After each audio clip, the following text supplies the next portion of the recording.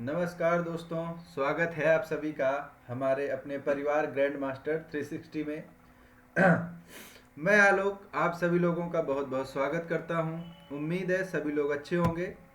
तो थोड़ी तबीयत जो है वो नासाज सी है, तो वाणी में थोड़ी कठोरता होगी, तो उसको आप लोगों को सहना पड़ेगा। तो क्योंकि मौसम थोड़ा बदला था, बारिश वारिश हुई थी और उसमें जो है जुखाम ने जकड़ लिया है। लेकिन आप लोगों के समक्ष मैं प्रस्तुत हूँ करंट अफेयर की क्लास को लेकर।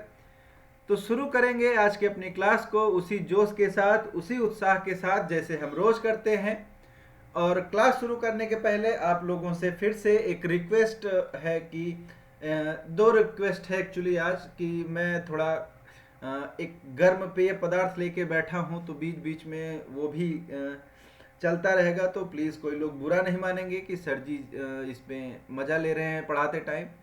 और दूसरी चीज़ ये है कि जो भी लोग नए हैं वो चैनल को सब्सक्राइब कर लेंगे और शेयर करेंगे, ज़्यादा से ज़्यादा लाइक करेंगे, कमेंट्स में अपनी राय देंगे, सारी चीज़ें जो है वो करते रहेंगे। और चलेंगे अपने क्लास की तरफ। तो कहते हैं कि क्या कहते हैं, तो कहते हैं खोल दो पंख मेरे कहता है परिंदा, अभी तो और उड़ान बाकी है। खोल दो पंख मेरे कहता है परिंदा, अभी तो और उड़ान बाकी है। जमीन नहीं है मंजिल मेरी, अभी तो पूरा आसमान बाकी है। ठीक है, तो आपके लिए भी पूरा आसमान खुला हुआ है। बस अपने पंखों को फैलाओ। पंख आपके क्या हैं? आपकी किताबें हैं, आपकी पेन पेपर, जो भी आप करते हैं वो आपकी पंख हैं। आप उनको फैलाओ, उनका इस्तेमाल करो और फिर उसके बाद जो आसमान आपके सामने है आप उसको पाओ। ठीक है, तो एक खुली उड़ान भरेंगे और चलेंगे अपने पहले टॉपिक पर। पहला टॉपिक क्या होगा हमारा? विश्व आर्द्र भूमि दिवस, वर्ल्ड वेटलैंड डे। ठीक है, वर्ल्ड वेटलैंड डे कब मनाया जाता है? तो ये मनाया जाता है 2 फरवरी को। ठीक है, सभी लोगों को पता होगा कि 2 फरवरी को क्या हुआ था। 2 फरवरी को रामसर साइट जो है इसकी, रामसर जो ईरान में जगह है, कहां पर? रामसर। यहां पर क्या हुआ था? वेटलैंड्स के लिए कन्वेंशन हुआ था, सम्मेलन हुआ था। ठीक है, क्या हुआ था? वेटलैंड्स के लिए सम्मेलन हुआ था। तो रामसर कहां पे है? पहली बात तो ये ईरान में है। ठीक है, तो इसीलिए जो वेटलैंड्स होते हैं इनको क्या बोला जाता है? रामसर साइट बोला जाता है। ठीक है, क्या बोलते हैं हम इसको? रामसर साइट बोलते हैं। ठीक, तो सुनेंगे, देखेंगे क्या है। तो प्रतिवर्ष 2 फरवरी को क्या मनाया जाता है? विश्व आर्द्र भूमि दिवस जो है वो मनाया जाता है। जिसका उद्देश्य क्या है? तो जिसका प्रमुख उद्देश्य है, जो लोग हैं, जनता है, उनको अवगत कराना है। किससे? उनको अवगत कराना है जो हमारी आर्द्र भूमियां हैं बहुत सारी। ठीक है, उनसे, उनकी जागरूकता के बारे में, उनके संरक्षण के बारे में, उनके महत्व के बारे में, इन सब चीज़ों के बारे में क्या करेंगे? अवेयर करेंगे, जागरूक करेंगे। ठीक है, तो इसका जो मुख्य उद्देश्य होता है वो इसीलिए होता है। ये मनाया क्यों जाता है? क्योंकि 2 फरवरी 1971 को कैस्पियन सागर के तट पर ईरानी शहर, ठीक है, ईरान के रामसर में आर्द्र भूमि पर कन्वेंशन को अपनाया गया था, सम्मेलन जो है वो किया गया था। ठीक है, तो इसी सम्मेलन के वजह से ये सम्मेलन 2 फरवरी को किया गया था। तो इसीलिए अब प्रत्येक वर्ष 2 फरवरी को विश्व आर्द्र भूमि दिवस जो है वो मनाया जाता है। अगर बात करें सबसे इंपॉर्टेंट क्या हो जाता है किसी दिवस की? थीम। और इसकी थीम क्या है? Wetlands and human wellbeing. ठीक है, तो 2024 के लिए क्या है जो थीम होगी वो क्या होगी? Wetlands and human wellbeing. ठीक है, ये थीम होगी। ठीक, तो थीम आर्द्र भूमि को लोगों और प्रकृति के लिए महत्वपूर्ण मानती है। जो आर्द्र भूमि पारिस्थितिकी तंत्र के आंतरिक मूल्य और उनके लाभों के लिए क्या है, ये सब चीजें हैं ये आपके पेपर की नहीं है। आपके पेपर की क्या है, 2 फरवरी को मनाया जाता है विश्व आर्द्र भूमि दिवस। क्यों मनाया जाता है, क्योंकि 2 फरवरी 1971 को क्या हुआ था, 2 फरवरी 1971 को रामसर साइट कन्वेंशन हुआ था। रामसर कन्वेंशन हुआ था कहाँ पर, ईरान में ये स्थित है। और इसी टाइम पर वेटलैंड्स के लिए क्या था माफ कीजिएगा, बीच बीच में ऐसे थोड़ा थोड़ा विस्फोट होता रहेगा, ठीक है। तो मैंने शुरू में ही बताया था तबीयत थोड़ा नरम है, तो उसको मैं गर्म भी कर रहा हूं साथ के साथ,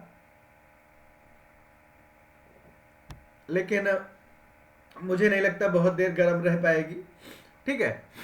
तो मुझे लगता है कुछ दूसरी दवा इसकी करनी पड़ेगी, ठीक। तो चलिए, तो रामसर साइट जो है वो क्या होते हैं, आर्द्र भूमियां होती हैं। आर्द्र भूमि क्या है, तो आर्द्र भूमि एक तरह से दलदली क्षेत्र को बोला जाता है, जहां पर क्या है जो प्राकृतिक जैव विविधता है वो काफी उच्च स्तर पर पाई जाती है, ठीक है। यहाँ पर जो है जो बायोडाइवर्सिटी है एक तरह से पर्यावरण की, वो बहुत ही हाई होती है, ठीक। तो इनको कब अपनाया गया, 2 फरवरी को अपनाया गया था, ठीक है। तो यहाँ पर आप देखिए ये प्यारा सा चित्र है, इसमें एक मेढक बैठा हुआ है, एक बतख है, फूल है, और ये क्या है, स्थल भाग है और ये जल का भाग है। तो आमतौर पर जो वेटलैंड होता है, ठीक है, तो वेटलैंड का मतलब ही क्या हुआ, वेट मतलब गीला, लैंड मतलब भूमि। तो ऐसी भूमि जो गीली हो या फिर नमी युक्त हो या फिर आर्द्रता से भरी हुई हो। तो आर्द्रता से भरी हुई भूमि कौन होगी, ऐसी भूमि जो नदी के किनारे हो, समुद्र के किनारे हो, झील के किनारे हो, है ना। तो ऐसी भूमियां क्या होंगी, आर्द्र भूमि होंगी, ठीक है। इन भूमियों को क्या बोलते हैं, आर्द्र भूमि हम बोलते हैं, ठीक। क्लियर सभी लोगों को। तो ये क्या होती हैं, आर्द्र भूमि होती हैं।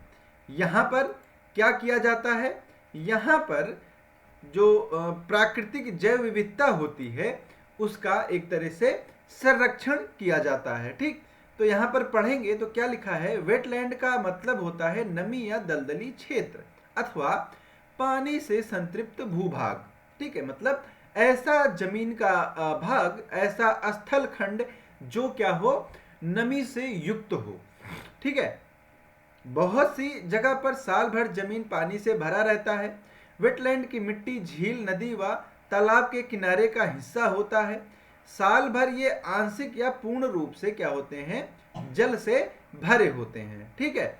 वेटलैंड के बहुत से लाभ हैं, जैसे भारत में वेटलैंड ठंडे और शुष्क इलाकों से लेकर मध्य भारत के कटिबंधीय मानसूनी इलाकों और दक्षिण के नमी वाले इलाकों तक फैली हुई है। वेटलैंड का जो एक वो है, ये एक छन्नी की भांति भी काम करता है। ये क्या करता है, जल का शुद्धिकरण भी करता है, ठीक है। तो ये सारी चीजें आपको वेटलैंड्स के लिए याद रखना है। तो अभी जो है 8 वेटलैंड्स को और शामिल किया गया है, उनको भी देखेंगे, ठीक है। तो चलिए, यहाँ पर ये चीजें समाप्त होती हैं। वेटलैंड जो विश्व आर्द्र भूमि दिवस है वो यहाँ पर समाप्त होता है। आगे बढ़ेंगे, आगे क्या है, वेटलैंड्स के प्रकार। तो यहाँ पर अगर आप प्रकार देखें तो देखिए क्या होता है, तटीय वेटलैंड, अंतर्देशीय आर्द्र भूमि या फिर मानव निर्मित वेटलैंड, ठीक है। तो देखिए यहां पर आपके लिए एक फोटो सजाई गई है। ये देखिए क्या है, ये झील है या फिर बांध है, आप समझिए। यहां पर क्या लिखा है, ह्यूमन मेड। ये क्या है, मानव निर्मित है, ठीक है। तो जैसे कोई बांध बनाया गया, तो बांध बनाने पर क्या किया जाता है, पीछे झील का निर्माण हो जाता है, तो वो क्या हो गया, मानव निर्मित वेटलैंड हो गया, ठीक है। या फिर जैसे मछलियों के लिए आपने तालाब बनाया, या फिर नमक के लिए क्या होता है, आप लोगों ने देखा होगा नमक कैसे बनाया जाता है, ठीक है। तो जैसे क्या होता है, नमक के खेत होते हैं, ठीक है। आप लोगों को अगर नहीं पता तो मैं आपको बताना चाहूंगा। तो ये क्या होता है, ऐसे ये क्या बना देते हैं, मान लीजिए यहाँ पर ये समुद्र का एरिया है, ठीक है। समुद्र का एरिया है तो आपको पता है समुद्र में क्या है, रात में ज्वार होता है और दिन में पानी नीचे जाता है, जिसको भाटा बोलते हैं। ठीक है, तो ज्वार और भाटा, हाई टाइड लो टाइड, ये चीजें होती हैं। तो यहाँ पर मोरियां बना दी जाती हैं, जिसको क्या बोलते हैं, मेड़ बांध दी जाती है। ठेठ एकदम भाषा में क्या करते हैं, मेड़ बांध देते हैं, जैसे खेतों में मेड़ बांधी जाती है वैसे ही। ठीक, तो जब पानी अंदर तक आता है तो यहाँ पर पानी भर जाता है। ठीक है, अब मान लीजिए इतनी ऊंची मोड़ियां बांधी गई हैं। ठीक, अब पानी जब वापस जाएगा तो जो क्षेत्र भरा हुआ है वहां पानी रुक जाता है, और इसी प्रोसेस से क्या बनाया जाता है, इसी प्रोसेस से बनाया जाता है नमक। ठीक है, तो नमक के जो खेत होते हैं, नमक का जो प्रोडक्शन होता है, वो भी क्या है, मानव निर्मित वेटलैंड है। ऐसे ही चावल के धान नहीं, चावल के या फिर धान के खेत। ठीक है, क्या होगा, धान के खेत। तो धान के खेत भी क्या है, एक मानव निर्मित वेटलैंड है। क्यों, क्योंकि देखिए धान की जो खेती होती है, धान की खेती के लिए जल की बहुत ही ज्यादा आवश्यकता होती है। मोस्टली जो धान का पौधा होता है वो पानी में ही रहता है, तो धीरे धीरे क्या हो जाता है, उसको में बायोडाइवर्सिटी जनरेट होती है। ठीक है, और आपको पता होगा कि धान के खेत से मीथेन का भी उत्सर्जन होता है। कब, जब धान की रोपाई होनी होती है तब। ठीक है, फिर तटीय वेटलैंड, तटीय वेटलैंड में मैंग्रोव आ जाता है, एस्चुरी आ जाती है। एस्चुरी क्या होता है, एस्चुरी जो होता है, नदियां जो हैं वो क्या करती हैं, एस्चुरी का निर्माण करती हैं जब वो समुद्र से जाकर मिलती हैं तब। ठीक है, जिसको हम क्या बोल देते हैं, डेल्टा। ठीक है, तो आपने सुना होगा सुंदरबन डेल्टा। ठीक है, विश्व का सबसे बड़ा डेल्टा है क्या, सुंदरबन डेल्टा। ठीक है, फिर खारे पानी की दलदली भूमि, लेगून मतलब झील एक तरह से। तो ये सारी चीजें क्या है, तटीय वेटलैंड है। ठीक है, क्लियर। और ऐसे ही अंतर्देशीय मतलब दलदली भूमि, झीलें, जलयुक्त दलदली वन भूमि, नदियां, तालाब और बाढ़ के क्षेत्र, ये सारे जो हैं ये वेटलैंड्स में आते हैं। क्लियर, तो ये आपका वेटलैंड था। अब चलेंगे तो बांग्लादेश की जो अभी हाल ही में जो प्रधानमंत्री बनी है बांग्लादेश की, कौन बनी है, ये बनी है शेख हसीना। ठीक है, ओ हसीना जुल्फों वाली। तो ये क्या बन गई, ये बन गई है बांग्लादेश की प्रधानमंत्री। ठीक, तो इन्होंने क्या किया, अमर एकुशी पुस्तक मेले का उद्घाटन किया। तो अमर एकुशी क्या है, बांग्ला शब्द है। ठीक है, तो आपको ऐसे जाना नहीं है कि ये क्या बोल दिया। ठीक है, तो अमर एकुशी क्या है, बांग्ला शब्द है, ये एक पुस्तक मेला है। ठीक है, क्या है, पुस्तक मेला है, और इसका उद्घाटन हुआ कहाँ पर, तो बांग्लादेश की राजधानी क्या है, ढाका। ठीक है, तो हमारे यहाँ ढाका बोला जाता है किसी चीज को कवर करने के लिए, हम बोल देते हैं ढाक दीजिए। ठीक है, और कहावत भी है हिंदी में, ढाक के तीन पात। तो और इसी के साथ राजधानी भी है बांग्लादेश की। ठीक है, तो बांग्लादेश की राजधानी क्या है, ढाका, और ढाका में ही अमर एकुशी पुस्तक मेले का उद्घाटन शेख हसीना के द्वारा किया गया। ठीक है, थीम देखेंगे तो थीम क्या है, पारो बोई गारो देश बंग बंधु बांग्लादेश। ठीक है, बढ़िया गा के याद करेंगे, पारो बोई गारो देश बंग बंधु बांग्लादेश। इसका मतलब क्या है हिंदी में वो देखेंगे तो क्या है, किताबें पढ़ें देश बनाएं बंग बंधु का बांग्लादेश। ठीक, क्लियर। तो ये यहाँ की क्या थी, थीम थी। अगर बात करें स्थान की तो ढाका में सुहारवर्दी उद्यान है, वहां पर इसका आयोजन किया गया। यहाँ पर 2 पुस्तकें हैं जिसका इन्होंने क्या किया, विमोचन किया। ठीक है, तो बांग्ला अकादमी द्वारा प्रकाशित बंग बंधु शेख मुजीबुर रहमान के एकत्रित कार्य खंड 2, एक ये पुस्तक थी, और दूसरी पुस्तक थी प्राणेर मेले शेख हसीना। ठीक है, तो ये 2 पुस्तकें थी जिसका विमोचन भी किया गया। अगर बात करें तो सबसे पहले जो पारंपरिक अमर एकुशी पुस्तक मेला है 1972 में बांग्ला अकादमी परिसर में अनौपचारिक रूप से स्टार्ट हुआ था, लेकिन 1978 में इसको आधिकारिक तौर पर प्रारंभ कर दिया गया। ठीक है, क्लियर सभी लोगों को। तो ये चीजें यहां पर की गई।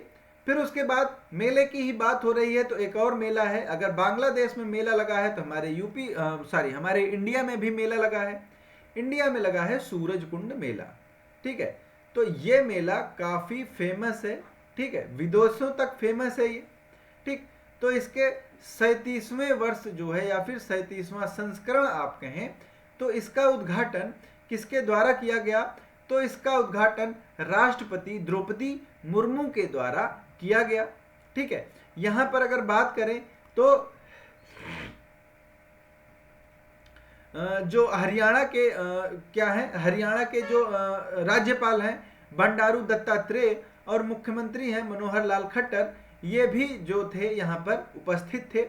तो सूरज कुंड मेला 37वां संस्करण अभूतपूर्व भागीदारी यहाँ पर आपको देखने को मिलेगी। यहाँ पर भारतीय विरासत की समृद्धि और विविधता को प्रदर्शित किया जाएगा। इसको स्टार्ट कब किया गया था, ये इंपॉर्टेंट है। 1987 में इसको पहली बार प्रारंभ किया गया था। तो ये आपको पता है, हरियाणा के सूरजपुर में ये मेले का आयोजन होता है। आप सभी लोग अगर जो यहाँ आसपास के हैं वो जा सकते हैं। ठीक है, काफ़ी ऊंचा झूला होता है। एक बार मैं भी इसका सौभाग्य प्राप्त किया हूँ किसी के साथ। ठीक है, तो गए थे यहाँ पर, काफ़ी ऊंचा झूला था। तो एक्चुअली मुझे थोड़ा डर भी लगता है झूले पे, तो मैं नहीं बैठा। क्लियर? तो चलिए हटाइए, ये टॉपिक की बात नहीं है। तो जो भी हो वो एक बार जाएं, चीज़ों को देखने से आप चीज़ों को ज़्यादा समझते हैं। ठीक है, तो अगर आप हैं आसपास, अगर रहते हैं, तो आप जाके प्रत्यक्षदर्शी बनिए इस मेले के। ठीक, उसके बाद एक और मेला। ठीक है, तो यहाँ पर सीधा सीधा पूरा लग रहा है आमिर खान ही आ गए हैं। तो मेला दिलों का आता है, फिर ये आके रुक जाता है। तो 3 मेला हो गया आपके पास। तीसरा मेला क्या है? राष्ट्रीय आरोग्य मेला। ठीक है, तो राष्ट्रीय आरोग्य मेला 1 फरवरी से 4 फरवरी तक आयोजित किया जा रहा है। ठीक है, क्या है? 1 फरवरी से 4 फरवरी तक आयोजित किया जा रहा है। कहां पर? तो राजधानी दिल्ली में। ठीक है, आयोजन कहां पर किया जा रहा है? दिल्ली में किया जा रहा है। कहां पर दिल्ली में? नेहरू स्टेडियम। ठीक है, तो नेहरू स्टेडियम में इसका जो है वो क्या किया जा रहा है? आयोजन किया जा रहा है। फिर से वो मंत्रालय कौन सा होगा? तो आरोग्य मेला है, मतलब आयुष मंत्रालय। ठीक है, क्या है? आयुष मंत्रालय। क्लियर? यह मेला आयुर्वेद, योग, प्राकृतिक चिकित्सा, यूनानी, सिद्ध चिकित्सा, होम्योपैथी को सम्मिलित करते हुए क्या करेगा? इनकी परंपराओं को प्रदर्शित करेगा। ये सारी चीजें आपको यहाँ पर देखने को मिलेंगी। तो अलग अलग तरह की जो चीजें हैं वो आप देखने के लिए इसको विजिट कर सकते हैं, जा सकते हैं। ठीक है, ये क्या है? तो आपको पता है कि भारत की जो प्राचीन चिकित्सा व्यवस्था है वो क्या है? वो आयुर्वेद है। ठीक है, आयुर्वेद पर बहुत सारी पुस्तकें हैं। ठीक है, अगर आप देखें तो सुश्रुत, चरक, ऐसे जो महान चिकित्सक हुए हैं वो कहाँ से हुए? भारत से हुए। बोला जाता है कि विश्व की पहली सर्जरी जो थी वो भी भारत में की गई थी। ठीक है, तो ये सब चीज़ें हैं। तो इन्हीं चीज़ों को बढ़ावा देने के लिए जो है वो क्या किया जा रहा है? इस तरह की चीज़ों का लगातार आयोजन किया जा रहा है। तो आयुर्वेद, योगा, प्राकृतिक चिकित्सा, इन सब चीज़ों को यहाँ पर प्रमोट किया जाएगा। ठीक, उसके बाद क्या है? तो उसके बाद इसका जो प्रमुख आकर्षण है वो वेलनेस वर्कशॉप एवं सेमिनार, आयुर्वेद, योग, यूनानी, सिद्ध, प्राकृतिक चिकित्सा और होम्योपैथी प्रदर्शनी, मुफ्त स्वास्थ्य परामर्श और सांस्कृतिक कार्यक्रम हैं। ठीक है, तो यहाँ पर जो मुख्य आकर्षण है वो ये सारी चीजें हैं, आप जा सकते हैं। ठीक, तो यहाँ पर अगर देखें तो यहाँ पर अगर आप देखें तो जब ये प्रारंभ हुआ तो यहाँ पर कौन कौन था? तो आयुष मंत्रालय के सचिव वैद्य राजेश कोटचे,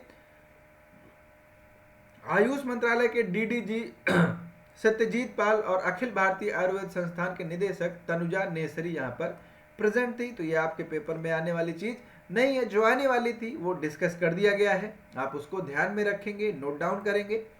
ठीक है, उसके बाद आयोजित किया जा रहा है इमर्ज 2024। इमर्ज 2024 का मतलब क्या है? तो ये क्या है? एक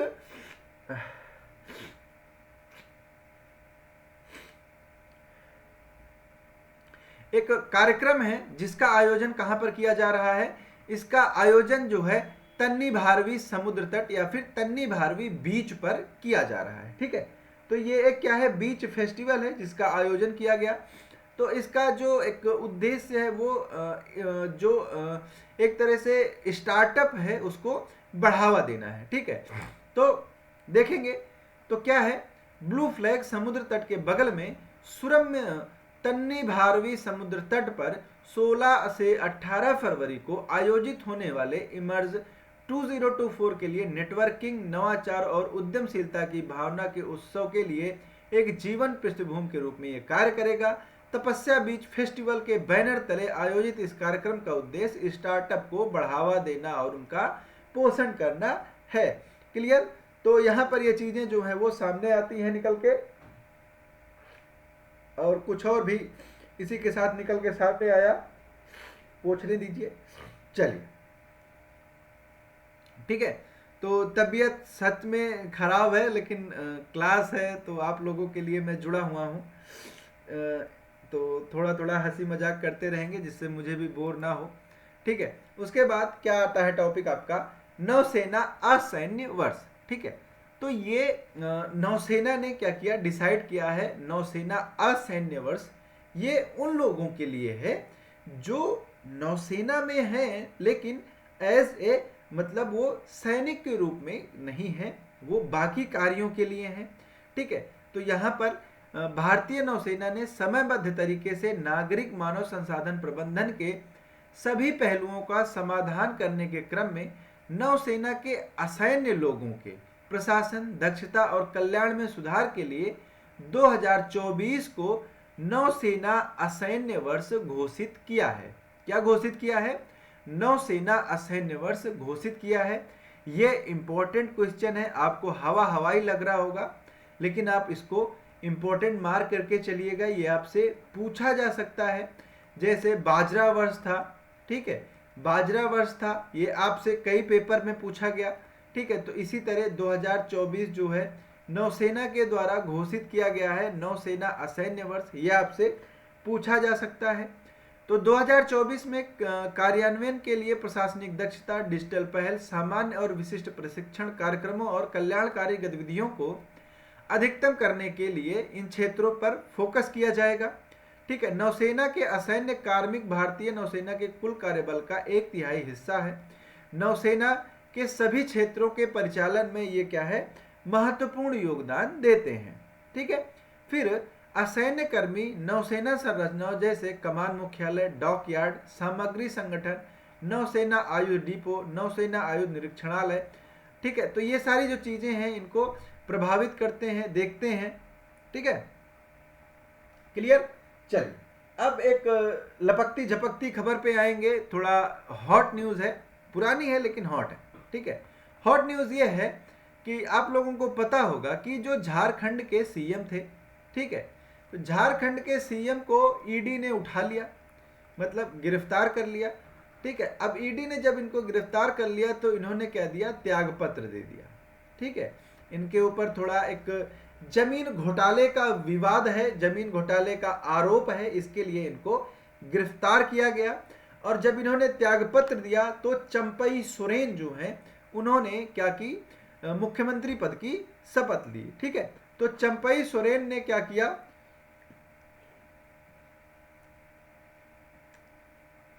मुख्यमंत्री पद की शपथ ली है। ठीक है, तो झारखंड के पूर्व मुख्यमंत्री हेमंत सोरेन को जमीन घोटाला में गिरफ्तारी के बाद चंपई सोरेन को विधायक दल का नेता चुना गया। ठीक है, झारखंड टाइगर के नाम से मशहूर चंपई सोरेन को शिबू सोरेन का हनुमान कहा जाता है। मैट्रिक पास हैं ये। ठीक है, तो कोई भी नेता आपको पीएचडी किया हुआ नहीं मिलेगा, इनसे उम्मीद मत रखिए। ठीक है, तो ये झारखंड मुक्ति मोर्चा के उपाध्यक्ष हैं। ठीक है, वह सरायकेला सीट से बीजेपी विधायक हैं और बीजेपी सरकार के मंत्री भी रह चुके हैं। ठीक है, चंपई ने 1991 में पहली बार चुनाव में निर्दलीय प्रत्याशी के तौर पर जीत दर्ज की थी। ठीक है, क्लियर? चल, उसके बाद इंपॉर्टेंट न्यूज है, एम्स में ट्रांसजेंडर क्लिनिक स्टार्ट हुआ। ठीक है, क्या है, यहाँ पर ट्रांसजेंडर के लिए क्लिनिक स्टार्ट हुआ। तो आप सबको पता है कि all India institute of medical science, जिसको हम क्या बोलते हैं, एम्स बोलते हैं, तो जो भोपाल स्थित एम्स है उसने क्या किया, देश के पहले, तो जहां पर ये सारी चीजें हैं ये अपने आप इम्पोर्टेंट हो जाता है, इसको जरूरत नहीं पड़नी चाहिए कि मैं आपको बताऊं, क्योंकि देश का पहला, तो ये इम्पोर्टेंट है, ऑटोमेटिकली ये इम्पोर्टेंट हो जाता है। ठीक है, तो देश के पहले ट्रांसजेंडर क्लिनिक की शुरुआत की गई। यहाँ पर सर्जरी से लेके साइकियाट्रिक ट्रीटमेंट मुहैया कराया जाएगा। एम्स में मनोचिकित्सा, एंडोक्रिनोलॉजी, यूरोलॉजी, प्लास्टिक सर्जरी विभाग की सेवाएं उपलब्ध रहेंगी। तो ये स्पेशली किसके लिए चलाया गया, ट्रांसजेंडर्स के लिए चलाया गया। ठीक है, अब देखिए, यह क्लिनिक हर महीने पहले और तीसरे गुरुवार को 2 बजे और शाम 4 बजे तक चलेगा। ठीक है, अलग अलग डिपार्टमेंट के डॉक्टर मिलकर इस क्लिनिक में मरीजों का इलाज करेंगे। क्लिनिक के खुलने से बिना किसी झिझक के ट्रांसजेंडर यहाँ पर इलाज कराने के लिए आ सकते हैं। ठीक है, इस क्लिनिक के प्राथमिक लाभार्थी कौन होंगे, जेंडर आइडेंटिटी डिसऑर्डर से पीड़ित लोग होंगे। मतलब जो ट्रांसजेंडर लोग होंगे उनको अक्सर जो है वो मुश्किलों का सामना करना पड़ता है समाज में किसी भी कार्य के लिए। ठीक है, तो आप लोग खुद से भी देखते होंगे कि इनको कुछ अलग ही नज़र से लोग देखते हैं। ठीक है, तो ये नहीं होना चाहिए। ठीक, तो आप देखेंगे इनके लिए अलग से पढ़ाई की व्यवस्था नहीं है। ठीक है, तो देखिए, जो आदमी इंसान को भगवान ही बना रहा है ऊपर वाला, ठीक, या फिर अगर आप बायोलॉजी में बोलें तो गुणसूत्रों के आधार पर बनते हैं। अगर गुणसूत्रों में कोई दिक्कत हो जाती है तो आदमी क्या है, ट्रांसजेंडर या फिर कोई भी डिफिशियंसी उसके अंदर हो सकती है, कोई भी किसी भी प्रकार के उसके अंग कुछ भी हो सकते हैं। ठीक है, तो ये क्या है, ये मनुष्य के हाथ में नहीं है बिल्कुल भी। ठीक है, तो जब ये चीजें मनुष्य के हाथ में नहीं है तो भेदभाव भी मनुष्य के हाथ में नहीं होना चाहिए। इनके साथ जो भेदभाव किया जाता है इसकी वजह से समाज पे जो आने वाली पीढ़ियां हैं उन पर भी असर पड़ता है। ठीक है, आप यहां पर इन चीजों को समझने की कोशिश करेंगे। अगर आप एक बार खुद को उनकी जगह पर रखिए, ठीक है, और उसके बाद सोचिए कि आपको पढ़ने के लिए कोई एक स्पेशल इंस्टीट्यूट नहीं है, आपके लिए कोई अलग से स्कूल नहीं है। ठीक है, आपको महिला विद्यालय मिल जाएगा, पुरुषों के लिए विद्यालय मिल जाएगा, लेकिन ट्रांसजेंडर्स के लिए नहीं मिलेगा। ठीक है, उनके लिए अलग से कोई विशेष प्रावधान नहीं है किसी भी चीज में। ठीक है, अब उनको इतने दिनों के बाद जाके रिजर्वेशन मिला है। ठीक ठीक है, तो समाज की जो मुख्य धारा है, समाज की जो मेन स्ट्रीम है, वहां से अगर उनको देखा जाए तो वो बहुत ही पीछे हैं। ठीक है, तो उनको क्या है, ये आप जो भी पढ़े लिखे लोग हैं, आपने पढ़ा, तो अब ये आपका फर्ज होता है कि ऐसे लोगों को आप समाज की मुख्य धारा से जोड़ने का प्रयास करें। ठीक है, तो ये सारी चीजें हैं, इस पे अगर कभी टॉपिक आया तो डिस्कस करेंगे। फिर यहां पर देखेंगे तो 5 और वेटलैंड्स को मिला रामसर साइट का दर्जा। ठीक है, तो आप सबको पता है, तो रामसर साइट कौन सी होती है, जो वेटलैंड होता है। ठीक है, आर्द्र भूमियों को क्या बोला जाता है, रामसर साइट बोला जाता है। ठीक, तो 31 जनवरी को भारत के 5 और वेटलैंड को रामसर साइट में शामिल करने की मंजूरी दी गई। इसमें 2 वेटलैंड तमिलनाडु और 3 कर्नाटक के हैं। फिर मैं आपको बता रहा हूं, ये मोस्ट इंपॉर्टेंट है। ठीक है, आप पढ़ लीजिए, ये आने वाले क्वेश्चंस हैं, यहां से क्वेश्चंस फंसने हैं, 100% फंसने हैं। ठीक है, आपके पेपर में क्वेश्चन देखने को मिलेगा यहां से, तो इसको आप मन लगा के पढ़िएगा। ये टॉपिक मोस्ट इंपॉर्टेंट टॉपिक है। ठीक है, तो यहां पर क्या है, तो 3 कहां से हैं, कर्नाटक से, 2 कहां से हैं, तमिलनाडु से। ठीक है, इसके साथ ही देश के 80 वेटलैंड्स को रामसर साइट का दर्जा मिल गया। ईरान के रामसर शहर में वेटलैंड के संरक्षण को लेकर 2 फरवरी 1971 में हुए अंतरराष्ट्रीय समझौते के तहत ये जो दर्जा है ये प्रदान किया जाता है। ठीक है, और इसी के लिए 2 फरवरी को विश्व वेटलैंड दिवस जो है ये भी मनाया जाता है। अब देखिए 5 नए वेटलैंड कौन कौन से हैं, तो अंक समुद्र पक्षी संरक्षण रिजर्व पहला, फिर अघनासिनी एस्चुरी और मगधी केरे संरक्षण रिजर्व कर्नाटक, तो ये दोनों कहाँ के हैं, कर्नाटक के हैं। ठीक है, फिर कराईवेट्टी पक्षी अभयारण्य, लॉन्गवुड सोलर रिजर्व, ये कहाँ के हैं, तमिलनाडु के हैं। तो अगर देखा जाए तो सर्वाधिक वेटलैंड्स कहाँ पर हैं, तमिलनाडु में है, कितने, 16। और यूपी की बात की जाए तो यूपी में 10 वेटलैंड्स हैं, जो इसके क्या बनाता है, दूसरे नंबर पर बनाता है। वर्ष 2014 में कुल कितने थे, 26 थे, और 2024 में कितने हो गए हैं सर, तो 80 हो गए हैं। ठीक है, तो ये संख्या जो है वो काफ़ी ज़्यादा बढ़ी है। पिछले 3 सालों में 38 वेटलैंड्स को रामसर साइट का दर्जा प्राप्त किया। ठीक है, इनको ये दर्जा प्रदान किया गया है। फिर उसके बाद न्यूज़ है, पेटीएम पेमेंट बैंक पर आरबीआई ने क्या किया, आरबीआई ने रोक लगा दिया है। इन्होंने बताया कि 29 फरवरी के बाद पेटीएम पेमेंट्स बैंक जो हैं इन पर लेन देन नहीं होगा, ट्रांजैक्शंस नहीं होंगी। ठीक है, तो रिजर्व बैंक ऑफ इंडिया ने 31 जनवरी को पेटीएम पेमेंट बैंक में ट्रांजैक्शन पर रोक लगा दी। ठीक है, कंपनी 29 फरवरी के बाद बैंकिंग सर्विस नहीं दे पाएगी। बैंक पर नियमों का पालन नहीं करने के चलते ये कार्रवाई की गई है। ठीक, और क्या बोला इन्होंने कि पेटीएम पेमेंट्स बैंक जो है इसमें नए ग्राहकों को न जोड़ें। ठीक है, ये आदेश 29 फरवरी से लागू होगा। ठीक है, अब जो मौजूदा ग्राहक हैं अकाउंट में अमाउंट ऐड नहीं कर सकेंगे। ठीक है, कब, 29 फरवरी के बाद से। ठीक, 29 फरवरी के बाद पेटीएम पेमेंट बैंक अपनी सर्विसेज नहीं दे पाएगा। पेटीएम पेमेंट्स बैंक के मौजूदा ग्राहक अपने सभी अवेलेबल बैलेंस को विड्रॉल और यूटिलाइजेशन कर सकते हैं। ठीक है, इसके अलावा जो जैसे पैसा saving bank account, current account, prepaid instrument, fast tax, national common mobility card आदि में ये चीज़ें हैं, इनको आप क्या है, शेष राशि की निकासी या उपयोग की अनुमति बिना किसी प्रतिबंध के दी जाएगी, आप इसको यूज कर सकते हैं। ठीक है, यहाँ पर ये जो चीज़ें हैं ये किसने लाया, आरबीआई ने लाया। आरबीआई के बारे में आप बात करें तो ये भारत की सर्वोच्च बैंक है, इसे बैंकों का भी बैंक बोला जाता है। ठीक है, जैसे आपका अकाउंट कहाँ है, तो आपका अकाउंट बैंकों में होगा, किसी का एसबीआई में होगा, किसी का यूनियन बैंक में होगा, किसी का एचडीएफसी में, किसी का आईसीआई में, फिर देना लेना उधार सारी बारी बैंकें हैं बहुत सारी। तो यहाँ पर ये जो बैंकें हैं इनका जो अकाउंट होता है वो कहाँ होगा, वो रिजर्व बैंक ऑफ इंडिया में है। ठीक है, तो इसके लिए अधिनियम कब आया था, 1934 में रिजर्व बैंक के लिए अधिनियम आया था, और 1935 में रिजर्व बैंक ऑफ इंडिया की स्थापना की गई।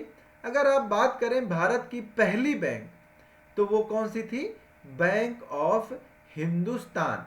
ठीक है, बैंक ऑफ हिंदुस्तान थी। अब अगर बात करें तो पहले भारतीय द्वारा स्थापित बैंक तो वो कौन थी, पंजाब नेशनल बैंक। ठीक है, किसके द्वारा, कौन सी बैंक थी, पंजाब नेशनल बैंक थी। ये किसके द्वारा स्थापित की गई, ये शायद से लाला हरदयाल ने इसको स्थापित किया था। एक बार आप इसको क्रॉस वेरीफाई करेंगे।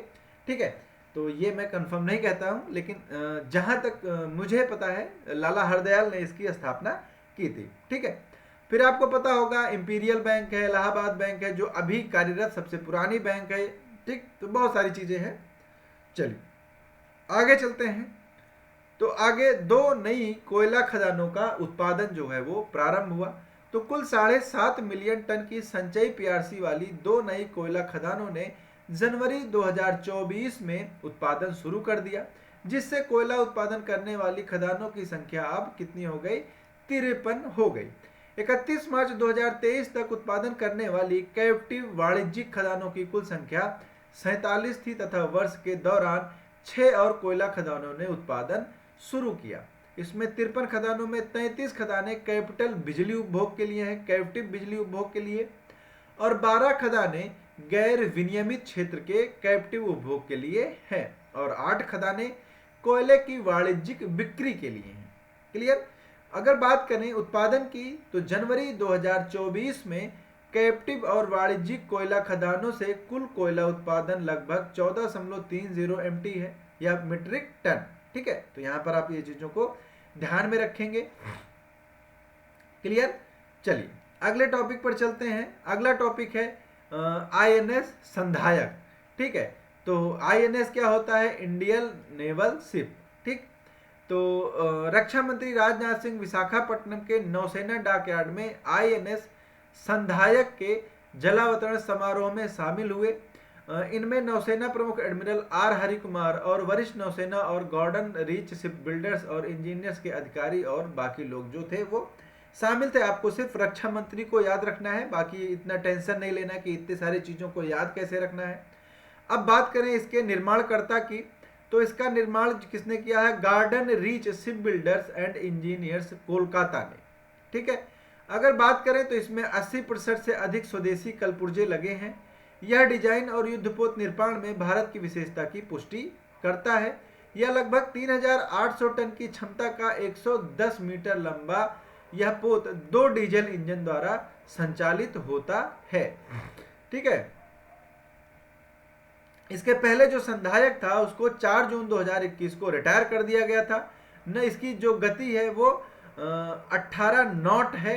तो आपको पता होगा समुद्र में जो दूरी है वो किस में नापी जाती है? नॉटिकल माइल में नापी जाती है। और जो स्पीड है वो किस में नापी जाती है? नॉट में नापी जाती है। जैसे जो फाइटर जेट होते हैं उनकी दूरी मैक में नापी जाती है। ठीक, तो ये चीजें आपको यहाँ पर पता होनी चाहिए, बेसिक सी चीजें हैं। फिर उसके बाद अपना लास्ट टॉपिक क्या है? सुल्तान इब्राहिम। तो ये जो है ये सुल्तान इब्राहिम है। कहाँ? तो कहाँ की गद्दी संभाली? मलेशिया की। ये जो बगल में बैठे लोग बुढ़ऊ लोग हैं ये राजसी परिवार से आते हैं। तो ये बारी बारी से वहां पर क्या करते हैं? राजा की गद्दी संभालते हैं या फिर क्या करते हैं? सत्ता को संभालते हैं। ठीक है, तो मलेशिया के दक्षिणी राज्य जोहोर के सुल्तान इब्राहिम देश के 17वें राजा बने। उन्होंने कुआलालंपुर में राष्ट्रीय महल में एक समारोह में पद की शपथ ली। बात करें तो मलेशिया में 13 राज्य हैं जिसमें 9 में शाही परिवार हैं।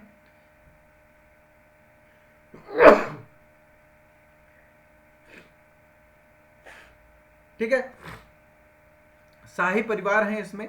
और सुल्तान इब्राहिम अल सुल्तान अब्दुल्ला सुल्तान अहमद का जो है वो स्थान लिया। मतलब इनके पहले जो राजा थे वो कौन थे? सुल्तान अहमद थे। ठीक है, तो इनका जो कार्यकाल है वो 5 वर्षों का होता है। चलिए अब चलेंगे अपने क्वेश्चंस पर। और पहला क्वेश्चन है कि झारखंड के मुख्यमंत्री के रूप में शपथ किसने ली? हेमंत सोरेन, अर्जुन मुंडा, चंपई सोरेन, दिकुराम सोरेन। तो हेमंत सोरेन तो वर्तमान में थे, इन्होंने ही त्यागपत्र दिया है। इनको ही ईडी पकड़ कर ले गई है पूछताछ के लिए, तो त्यागपत्र दिया। चंपई सोरेन ने क्या किया? चंपई सोरेन ने यहाँ पर शपथ ग्रहण की है मुख्यमंत्री की। ठीक है, तो ये झारखंड मुक्ति मोर्चा के जो है नेता भी हैं। ठीक, क्लियर। और झारखंड के राज्यपाल कौन है? CP राधा कृष्णन। ठीक है, तो इन्होंने शपथ दिलाई, आप सभी को पता है। ठीक, किस राज्य में स्मार्ट पुलिसिंग के तहत सेल्फ बैलेंसिंग इलेक्ट्रिक स्कूटर को लॉन्च किया गया है? ठीक है, तो ये लॉन्च किया गया उत्तराखंड में। तो उत्तराखंड पुलिस ने स्मार्ट पुलिसिंग को बढ़ावा देने के लिए सेल्फ बैलेंसिंग इलेक्ट्रिक स्कूटर को लॉन्च किया है। ठीक है,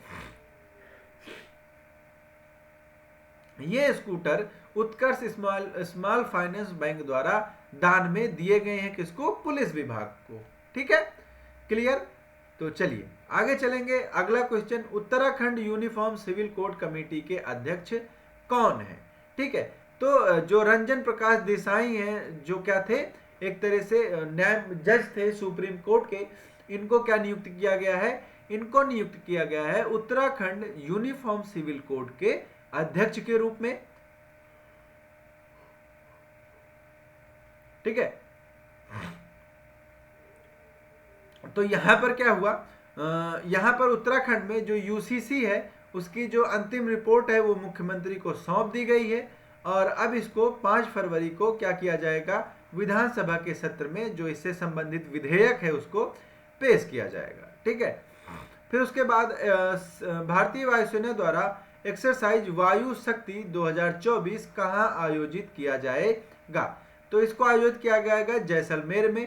17 फरवरी 2024 को जैसलमेर के पास Pokhran air to ground range में एक्सरसाइज वायु शक्ति 2024 का आयोजन किया जाएगा।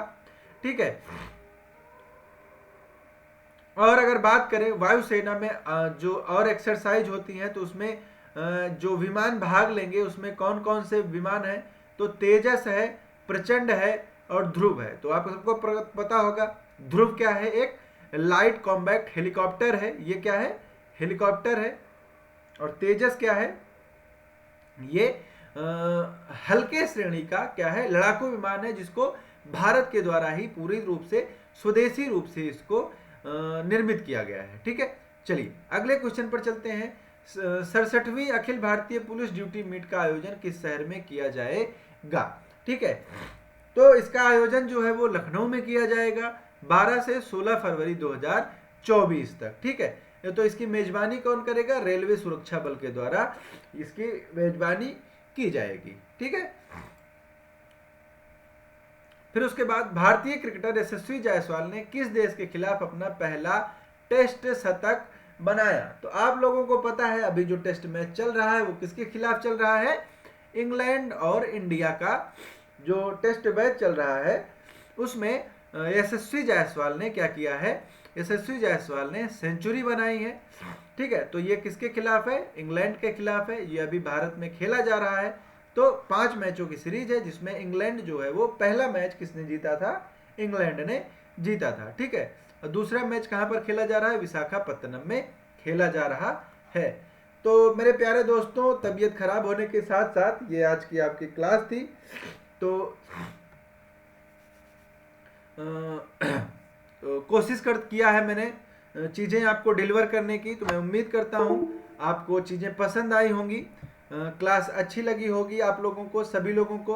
तो मिलते हैं कल फिर अगली क्लास में। तब तक के लिए आप सभी दोस्तों को, साथियों को मेरा प्यार भरा नमस्कार। और एक बार फिर से आप लोगों से रिक्वेस्ट होगी कि जो भी लोग नए हैं, जो भी लोग जुड़ रहे हैं नए हमसे, वो क्या करेंगे? वो ट्राई करेंगे कि वो चैनल को सब्सक्राइब करें। ज़्यादा से ज़्यादा अपने दोस्तों के साथ, जो भी पढ़ने वाले हैं सबके साथ, परिवारीजन के साथ, सब लोगों के साथ इसको शेयर करने की कोशिश करेंगे। ठीक है, क्योंकि आप लोगों का जो सपोर्ट है वही हमारा क्या है? वही हमारी असली ताकत है, वही हमारी मोटिवेशन है। तो देखिए एक तो सर्वमान्य बात है कि आदमी पैसे के लिए ही करते हैं चीज़ों को, लेकिन अगर आप एक टीचर है ना तो आप पैसे से ज़्यादा आप अपने स्टूडेंट्स के रिजल्ट और उसकी सफलता के लिए चीज़ों को करते हैं। ठीक है, तो यहाँ पर देखिए हमें भी है कि पैसा हमें चाहिए, कमाना है, संस्था को ग्रो करना है, लेकिन जो सबसे पहली चीज़ है जिस पर सबसे ज़्यादा फोकस है, जो चीज़ें आपको बतानी है, वो सबसे ज़्यादा इम्पोर्टेंट है आपकी पढ़ाई और आपकी सफलता और आपका रिजल्ट। ठीक है, आप रिजल्ट लाते हैं, वो सबसे बड़ी पूंजी होती है एक टीचर की, एक अध्यापक की। तो आपको कोई भी समस्या है, कोई भी परेशानी है, हमेशा एज ऑलवेज मैं कहता आया हूँ, आप कमेंट बॉक्स में उन चीज़ों को शेयर कर सकते हैं बिना झिझक के। एक फैमिली की तरह आपके सारी समस्याओं का समाधान यहाँ पर किया जाएगा, सभी चीज़ों को यहाँ पर सॉल्व किया जाएगा। ठीक है, तो बाकी क्लासेस आपकी यहाँ पर चल रही हैं। यहाँ आपके साथ आदिल सर हैं, आपके साथ ऋचा मैम है, आपके साथ नीलिमा मैम है। ठीक है, तो सारी क्लासेस आपकी यहाँ पर चल रही हैं। आप सब क्लासेस से जुड़े रहिए लगातार।